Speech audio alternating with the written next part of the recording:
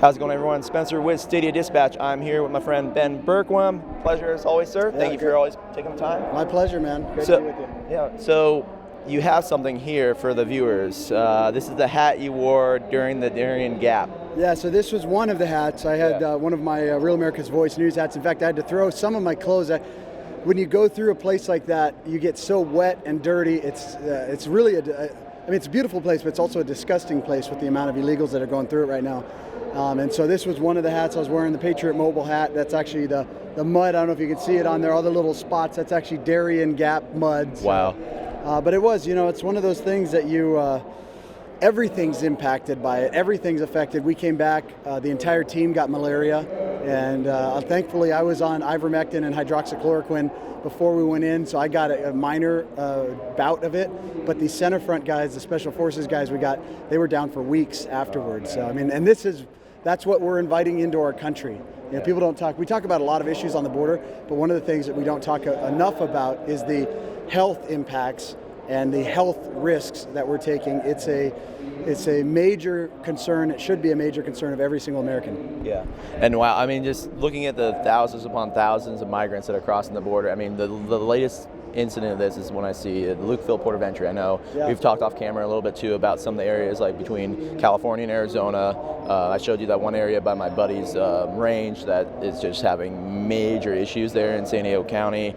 Hundreds upon hundreds of people every day coming across the border. And the thing I found really funny is our selected governor out here, Hobbs, goes down the Lukeville point of entry, is surrounded by all of her security, National Guard, and then on the Mexican side, they close the border so people can't cross. And then when she leaves, everyone just starts piling through. Yeah. What's Hobbs afraid of? It just shows the double standard, the lack of equal protection under the law that we are living in America now. Katie Hobbs is an absolute fraud. She's a fraud as governor. She stole the election, but she's worse than that because she's come in and allowed this invasion on our southern border, supported Joe Biden in the invasion, and now she's going down there pretending like she cares. She is a part of it, and what needs to happen, it's not just that she's allowing it. My concern is that she and many other representatives in our country are paid off by the cartels, are involved with this.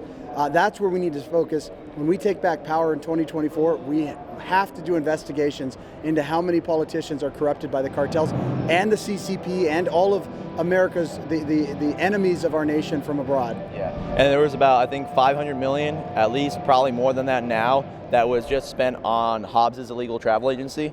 And she's like here, she's signaling to us, Arizona residents, like, oh, I'm helping. It's like now she sends the National Guard to the border. You know what she's actually doing? She's continuing the travel agency.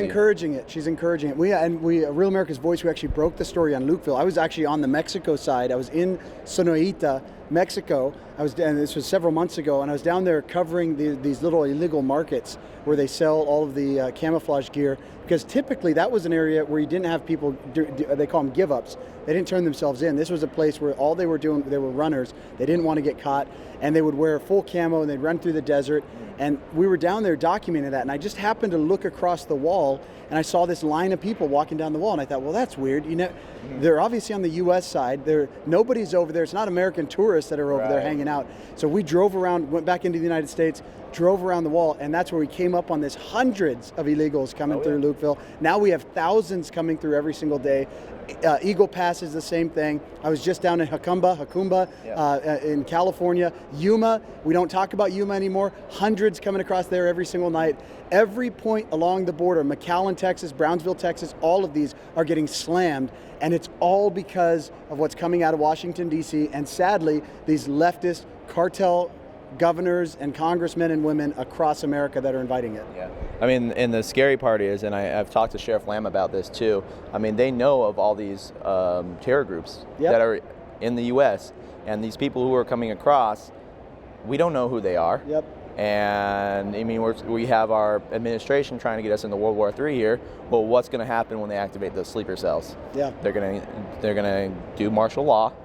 They're going to do it's going to be crazy. I know Posobiec has been talking a little bit about that, where he thinks there's going to be martial law coming up. I know Luke Rudowski and a couple other guys have been talking about it, a couple other influencers, and it's just crazy. Think about that. because it's not just that. It's not just our government's military that may be turned against us and our government's law enforcement. Now they're actively recruiting illegals to join the military and our law enforcement. Yeah. So it's the worst of all. So we're importing this replacement population into our country, who then will be the ones that are going to be holding the guns, potentially, if we don't stop it, and going against American citizens. Yeah. Think about how insane that is. LA is already working on that, allowing illegal aliens to be police officers in Los Angeles. So imagine a crime is done to you, and it's an illegal alien that is coming out to that's dealing with this. And it potentially, again, if something like martial law were ever to go into effect,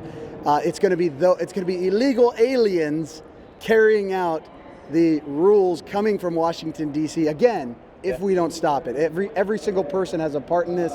2024 is make it or break it for our nation. If you're not involved now, you have to get involved, or else we're dead. We're dead. So what's the best way people can get involved?